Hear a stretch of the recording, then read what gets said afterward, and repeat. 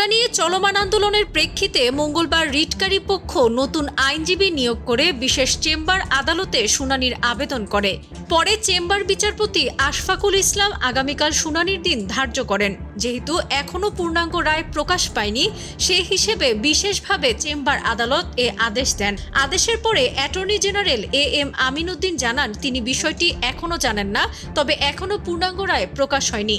এর আগে তিনি আরও জানান, সরকারি চাকুরিতে মুক্তিযোদ্ধা কোটা সহ বিদ্যমান কোটা বাতিল সংক্রান্ত পরিপত্র নিয়ে করা রিটের পরিপ্রেক্ষিতে হাইকোর্টের পূর্ণাঙ্গ রায় পাওয়ার অপেক্ষায় আছেন।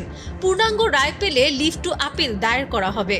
সরকারি চাকুরিতে নিয়োগের ক্ষেত্রে ৯ম থেকে ১৩তম গ্রেড পর্যন্ত কোটা পদ্ধতি বাতিল করে ২০১৮ সালের ৪ অক্টোবর জনপ্রশাসন মন্ত্রণালয় পরিপত্র জারি করে।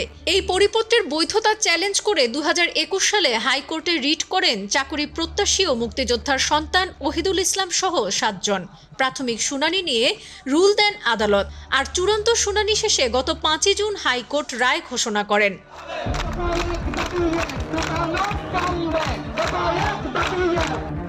এই রায় স্থগিত চেয়ে রাষ্ট্রপক্ষ আপিল বিভাগে আবেদন করে, যা আপিল বিভাগের চেম্বার আদালত হয়ে ৪ জুলাই আপিল বিভাগের পূর্ণাঙ্গ বেঞ্চে শুনানির জন্য ওঠে। রিট আবেদনকারী পক্ষের সময়ের আর্জির পরিপ্রেক্ষিতে সেদিন আপিল বিভাগ নট টুডে বলে আদেশ দেন।